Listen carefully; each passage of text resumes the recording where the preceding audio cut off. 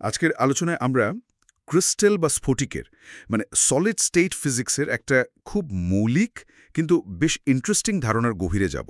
হ্যাঁ, বিশেষ করে ইউনিট সেল আর ব্রিলুইন জোন, এই দুটো বিষয় এগুলো আসলে কি তা বোঝার চেষ্টা করব আমরা। ঠিক। আমাদের হাতে যে আলোচনাটা আছে সেটা মূলত একটা লেকচার থেকে নেওয়া। আমাদের মূল লক্ষ্য থাকবে এই ধারণাগুলোকে যতটা সম্ভব সহজ করে বলা। হুম, বিশেষত যারা ধরুন কম্পিউটেশনাল ফিজিক্স বা মেটেরিয়াল সায়েন্স নিয়ে কাজ করছেন বা জানতে আগ্রহী, তাদের জন্য এই জিনিসগুলো কিভাবে কাজে লাগে সেটাই তুলে ধরা। একদম ঠিক বলেছেন। আর শুরুতেই একটা বিষয় পরিষ্কার করে নেওয়া ভালো। যখনই আমরা কোনো পিরিয়ডিক স্ট্রাকচার ধরুন ক্রিস্টাল ল্যাটিস নিয়ে কথা বলি, হ্যাঁ, তখন আসলে আমরা দুটো আলাদা কিন্তু সম্পর্কিত জগতের কথা ভাবি। আচ্ছা, একটা হলো ডিরেক্ট ল্যাটিস, আমাদের চেনা বাস্তব জগৎটা, যেখানে অ্যাটমগুলো সাজানো আছে। আর অন্যটা হলো রেসিপ্রোকাল ল্যাটিস বা বিপরীত জগৎ।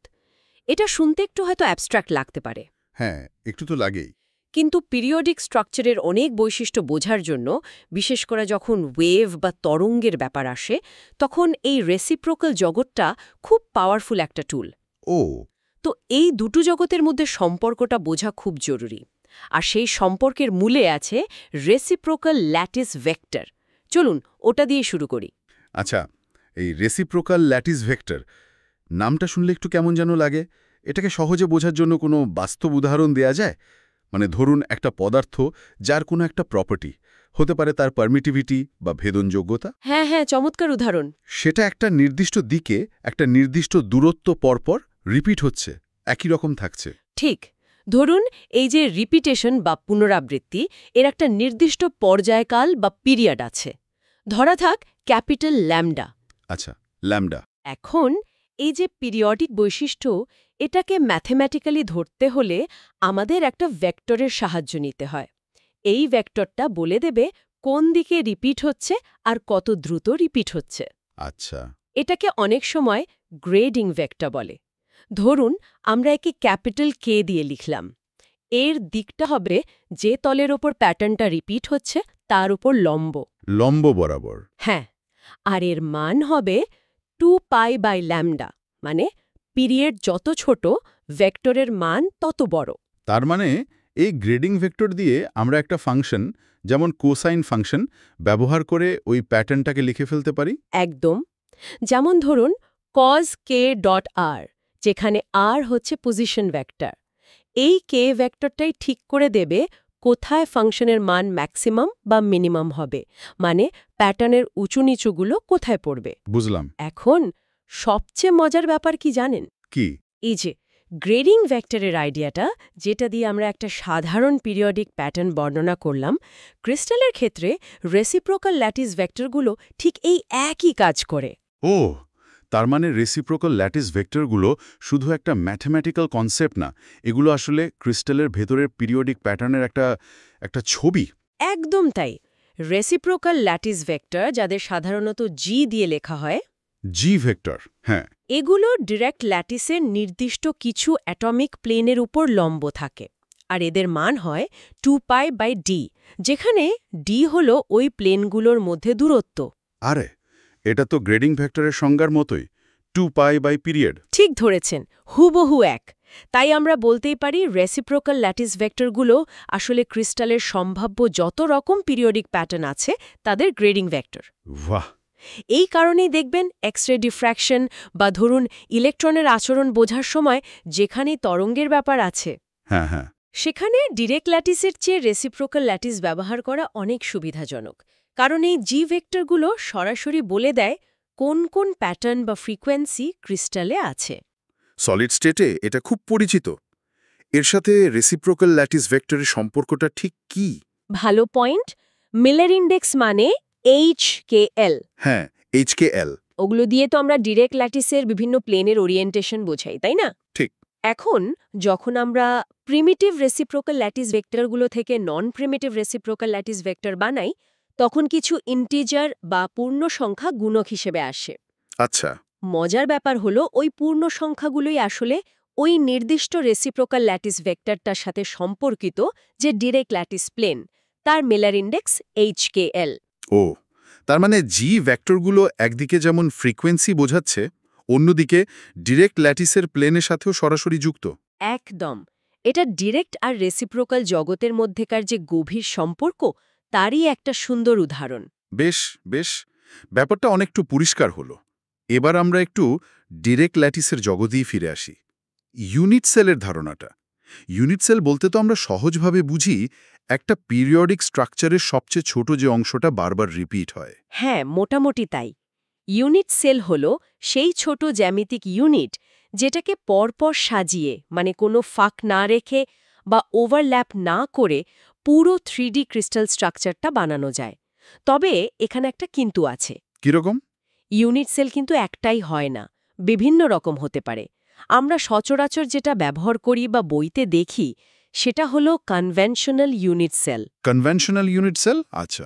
এগুলো সাধারণত স্ট্রাকচারের সিমেট্রি বা প্রতিসাম্য বুঝতে খুব সাহায্য করে, দেখতে সহজ হয়। কিন্তু এরা আকারে যে সবসময় সবচেয়ে ছোট হবেই তা কিন্তু নয়।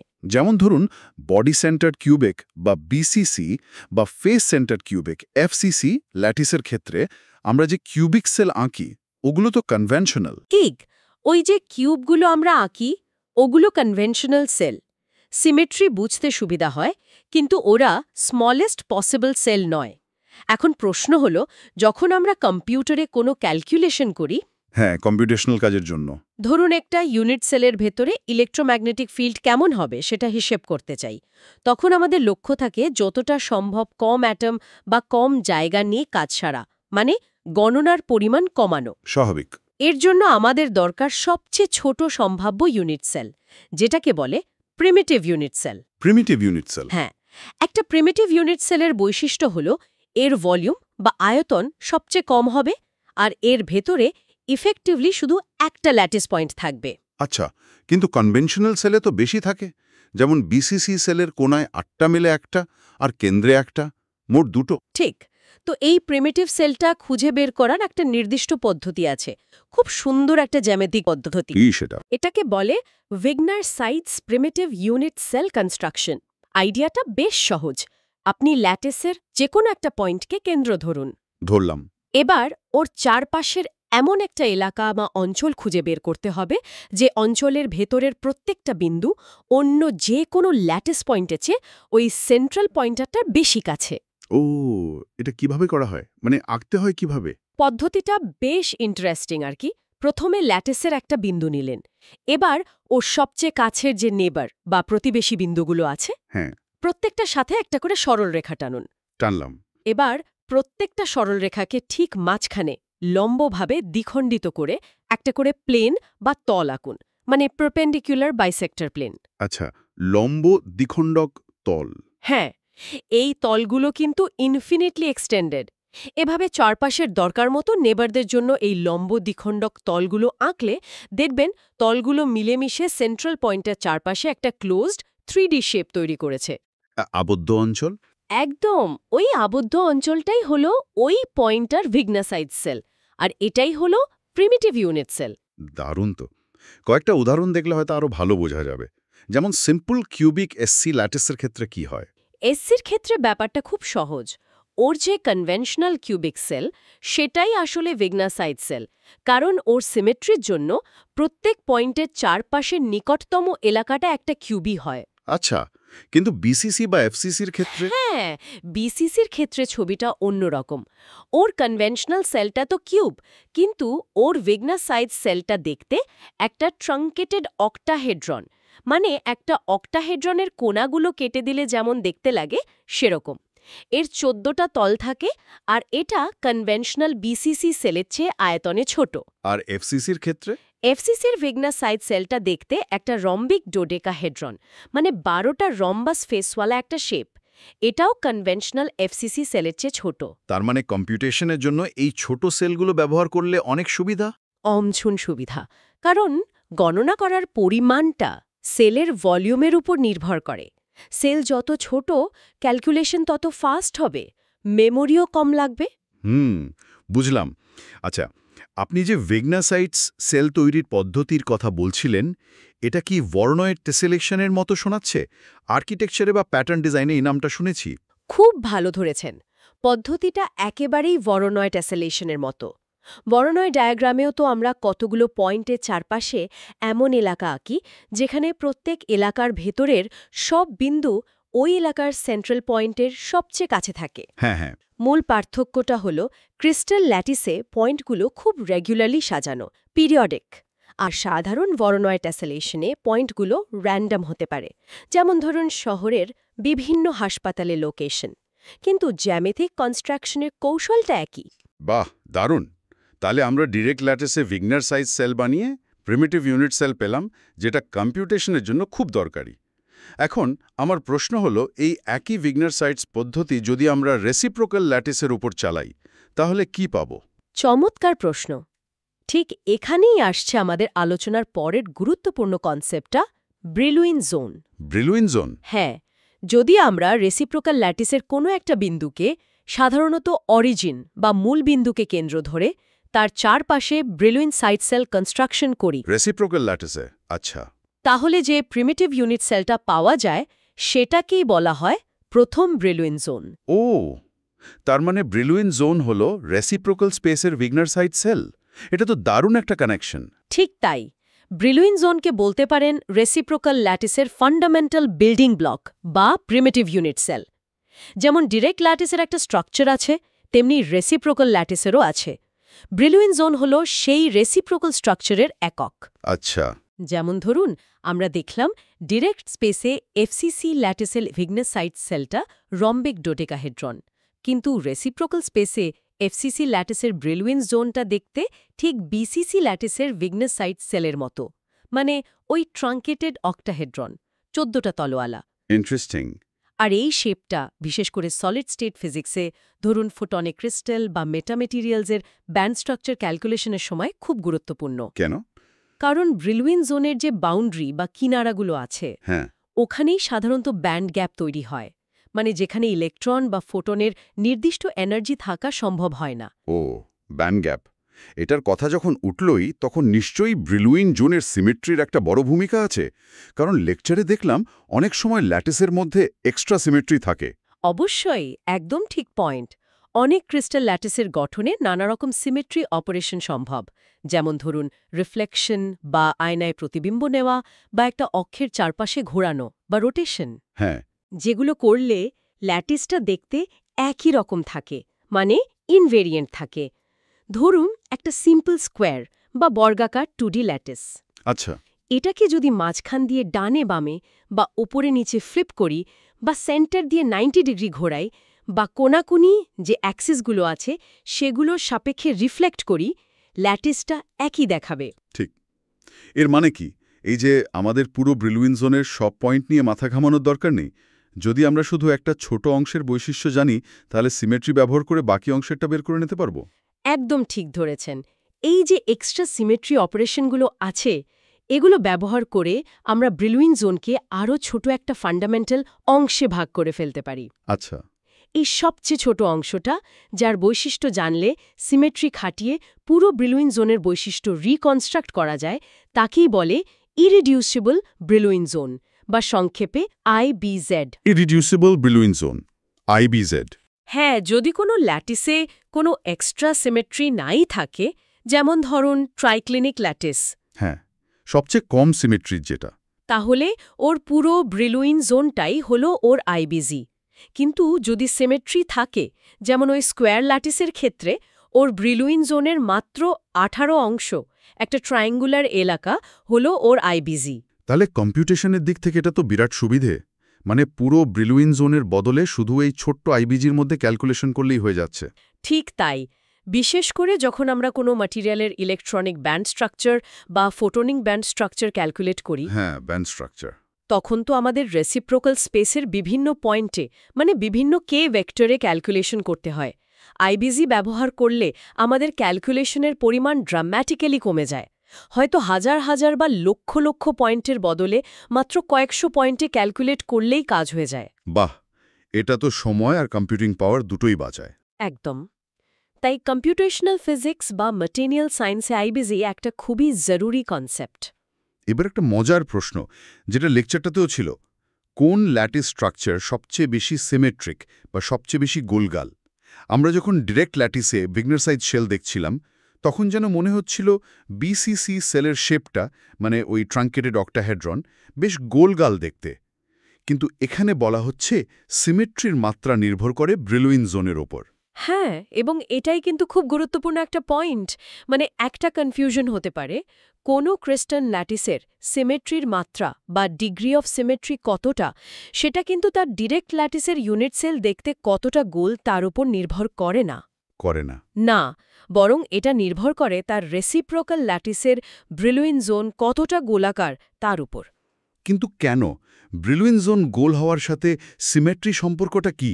ডিরেক্ট সেলের সাথে নয় কেন? কারণটা হলো, ব্রিলুইন জোন হচ্ছে রেসিপ্রোকাল স্পেস বা কে স্পেসের ইউনিট সেল, আর এই কে স্পেসটা ম্যাটেরিয়ালের ওয়েভ লাইক প্রপার্টিজ, যেমন ইলেকট্রন বা ফোটনের এনার্জি, মোমেন্টাম, এইগুলো বর্ণনা করে। আচ্ছা।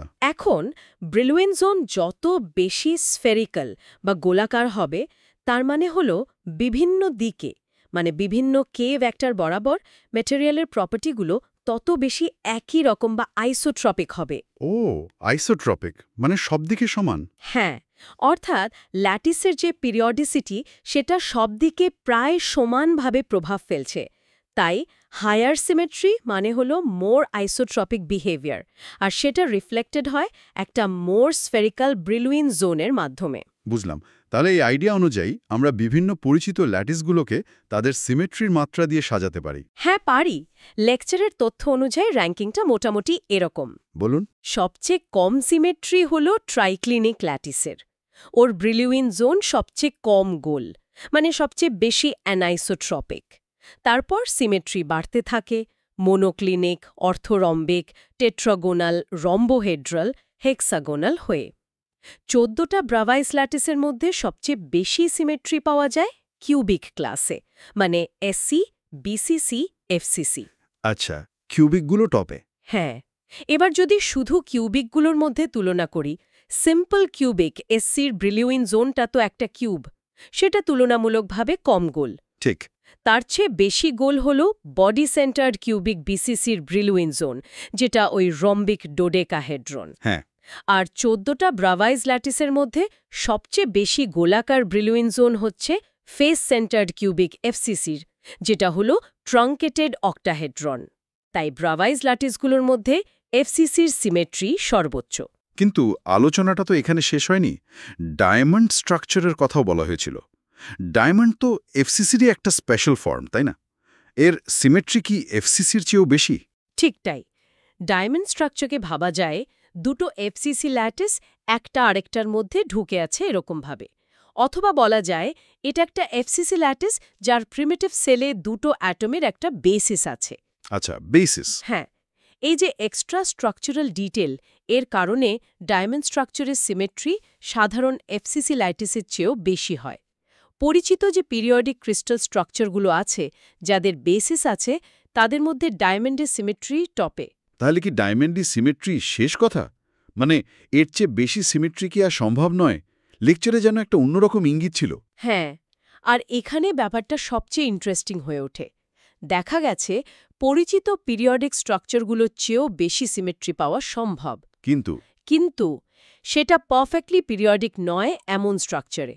এদেরকে বলা হয় সিউডো পিরিয়ডিক ল্যাটিসেস বা কোয়াসি ক্রিস্টালস, বা এমনকি optimised random lattice. Pseudo periodic মানে এরা ঠিক পিরিয়ডিক নয়, আবার র্যান্ডমও নয়, মাঝামাঝি। অনেকটা তাই। মানে এদের পয়েন্টগুলো একদম নিখুঁত গ্রিডে সাজানো থাকে না, কিন্তু তাদের মধ্যে একটা অ্যাভারেজ ডিস্টেন্স বা শর্ট রেঞ্জ অর্ডার থাকে। ধরুন লিকুইডের মতো, যেখানে মলিকিউলগুলো গায়ে গায়ে লেগে থাকে না, আবার একদম ফিক্সড পজিশনেও থাকে না। আচ্ছা আচ্ছা।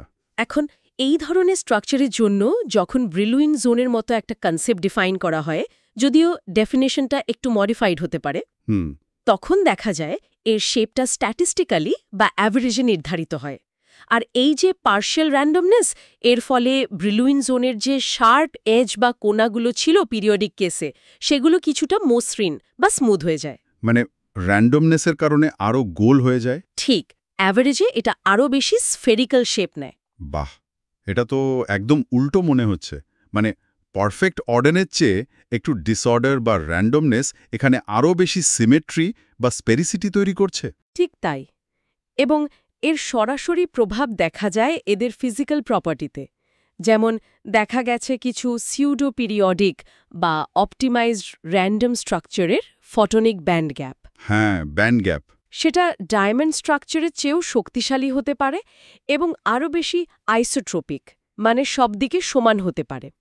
ব্যান্ড গ্যাপ তো খুব দরকারি জিনিস আলো আটকানোর জন্য অপটিক্যাল ডিভাইসে। তার মানে প্রকৃতিতেও কি এরকম উদাহরণ আছে যেখানে পারফেক্ট পিরিয়ডিসিটি নেই কিন্তু ভালো প্রপার্টি আছে? আছে তো, খুব সুন্দর উদাহরণ আছে। যেমন কিছু পাখির পালকের রং বা প্রজাপতির ডানার যে ইরিডিসেন্ট রং আমরা দেখি, হ্যাঁ হ্যাঁ। সেগুলো অনেক সময় নিখুঁত পিরিয়ডিক ন্যানোস্ট্রাকচারের জন্য হয় না, বরং সেখানে কিছুটা র্যান্ডমনেস বা ইমপারফেকশন থাকে স্ট্রাকচারে। আর ওই ইমপারফেকশনটাই আসলে ওই রকম ব্রাইট আর নির্দিষ্ট অ্যাঙ্গেল ইন্ডিপেন্ডেন্ট রং তৈরি করে। এটাকে প্রকৃতির ত্রুটি মনে হতে পারে, কিন্তু আসলে ওই ত্রুটিটাই ওকে বিশেষত্ব দিচ্ছে। সত্যি অসাধারণ।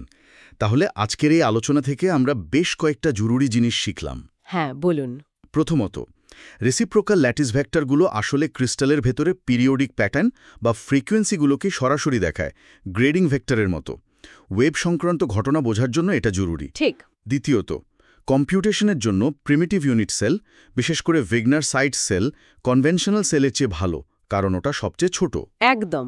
তৃতীয়ত, ব্রিলিউইন জোন হল রেসিপ্রোকাল স্পেসের ভিগনার সাইট সেল, আর ব্যান্ড স্ট্রাকচার বোঝার জন্য এটা মাস্ট। চতুর্থত, ইরিডিউসিবল ব্রিলিউইন জোন বা আইবিজেড, এটা ল্যাটিসের সিমেট্রি ব্যবহার করে ক্যালকুলেশন অনেক কমিয়ে দেয়। ঠিক। আর সবশেষে, যেটা আমার কাছে সবচেয়ে ইন্টারেস্টিং লাগলো, যে একটা ল্যাটিসের সিমেট্রির মাত্রা নির্ভর করে তার ব্রিলিউইন জোন কতটা গোল তার ওপর, ডিরেক্ট সেলের আকারের ওপর নয়। আর সর্বোচ্চ সিমেট্রি হয়তো পারফেক্ট পিরিয়ডিক স্ট্রাকচারে নেই, বরং সিউডো পিরিয়ডিক বা র্যান্ডম স্ট্রাকচারে থাকতে পারে। চমৎকার, খুব ভালো সারসংক্ষেপ।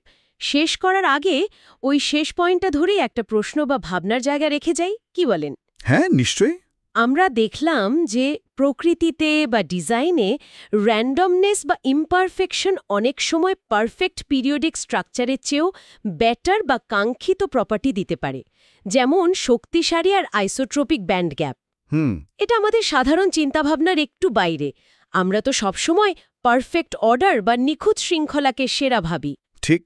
তাহলে প্রশ্নটা হলো, যখন আমরা নতুন মেটেরিয়াল ডিজাইন করি বা কোনো সিস্টেমকে অপটিমাইজ করতে চাই, তখন আমাদের লক্ষ্য কি সবসময় পারফেক্ট অর্ডারই হওয়া উচিত, নাকি কন্ট্রোলড ডিসঅর্ডার বা নিয়ন্ত্রিত বিশৃঙ্খলা থেকেও আমরা অপ্রত্যাশিতভাবে ভালো কিছু পেতে পারি?